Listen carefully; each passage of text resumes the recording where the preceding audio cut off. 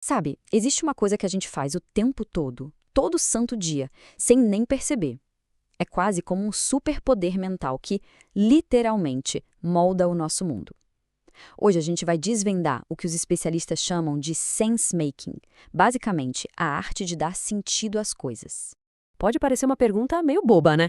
Mas o jeito que a gente responde a essa simples pergunta já revela um segredo e tanto sobre como o nosso cérebro se adapta a mundos diferentes, tipo o mundo de casa e o mundo do trabalho.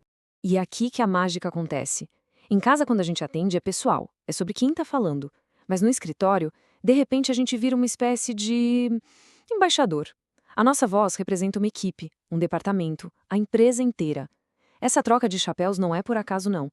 É o nosso cérebro ali em tempo real tentando dar sentido ao ambiente. Essa mudança de identidade ao atender o telefone é só a pontinha do iceberg. Por baixo disso tudo tem um processo muito poderoso rolando, uma ferramenta mental que a gente usa para navegar no meio da confusão, da incerteza e da ambiguidade do dia a dia. E essa ferramenta tem nome Sense Making. Pensa assim, ó, é como montar um quebra-cabeça sem ter a foto da caixa para se guiar. A gente não sabe exatamente qual vai ser o resultado final.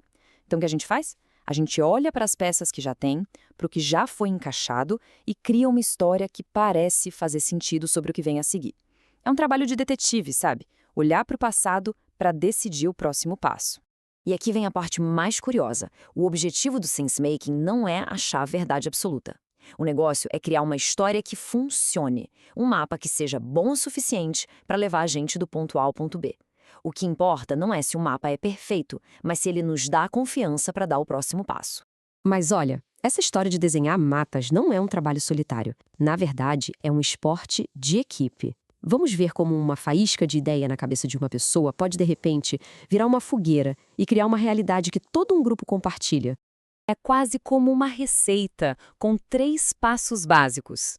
Tudo começa com o eu, uma experiência, uma sacada. Depois, essa ideia é jogada na roda, na interação, onde ela é discutida, lapidada, transformada. E, por fim, o que sai disso é um nós, um entendimento em comum, um mapa mental coletivo. É assim que uma ideia individual se transforma na cultura de um grupo. Essa citação aqui resume tudo de um jeito perfeito. Para pensar. Uma organização não é o prédio ou o logotipo. É um conjunto de histórias que as pessoas contam umas para as outras e nas quais elas acreditam. A verdadeira cola que une uma empresa é essa rede de interpretações sobre como as coisas funcionam por aqui. Para ver como tudo isso funciona na prática, vamos pegar uma máquina do tempo. Nossa parada? Escócia, anos 80, bem no meio de uma guerra entre fabricantes de suéteres de cachemira. Em 1989, numa cidadezinha chamada Warwick, 17 empresas faziam os melhores suéteres do mundo. Elas eram concorrentes ferrenhas, claro, mas os pesquisadores descobriram que elas também viviam dentro da mesma bolha mental, compartilhando um mapa secreto do seu próprio mundo. Os pesquisadores não estavam muito afim de olhar os balanços financeiros. Eles queriam, na verdade, hackear a mente coletiva desses executivos. Qual era o mapa mental que todo mundo usava? Como eles desenharam esse mapa? E, mais importante, como eles se protegiam de qualquer coisa que viesse de fora. E o que eles descobriram foi incrível.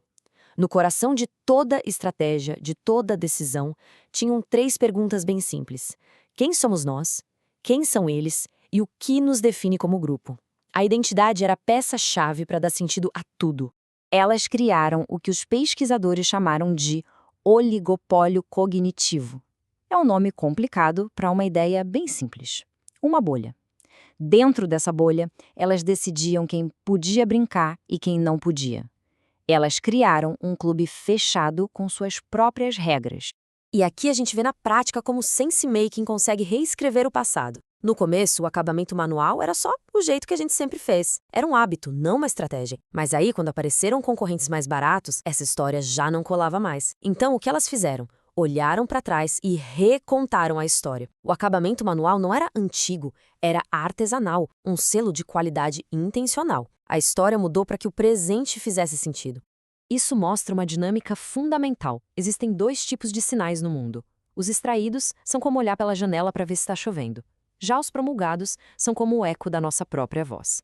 O problema lá em Warwick, eles estavam tão ocupados ouvindo o próprio eco, o feedback dos clientes que eles já tinham, que nem perceberam a tempestade que estava se formando do lado de fora. E isso nos leva de volta para a ideia da bolha. A história que eles contavam uns para os outros era perfeita. Dentro da bolha. Era plausível, era confortável e guiava todas as decisões. O único problema é que o mundo real, do lado de fora, estava contando uma história completamente diferente. E a bolha impedia que eles ouvissem. A história dos fabricantes de suéteres não é só sobre Caxemira, claro. É uma parábola sobre todos nós. As regras do jogo que eles jogavam naquela pequena bolha na Escócia são as mesmas regras que definem como qualquer equipe, empresa ou comunidade constrói seu próprio universo de significados.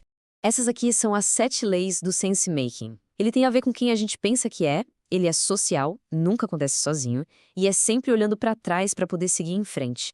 Ele cria a realidade ao mesmo tempo que a interpreta, está sempre acontecendo, seleciona só as pistas que importam e, acima de tudo, prefere uma boa história que funcione a uma verdade absoluta. No final das contas, a grande lição é esta: toda organização é um grupo de cartógrafos. Juntos, eles desenham um mapa do mundo. Mas esse mapa não é o território. O sense-making é justamente esse ato contínuo de desenhar, apagar e redesenhar o mapa, decidindo em grupo quais caminhos seguir e quais perigos evitar. Então, fica a reflexão. Se as organizações são, no fundo, histórias que se tornam realidade, qual é a história que o seu trabalho está contando? É uma história de aventura, de cautela, de inovação ou de tradição? Porque essa história não está só sendo contada, não.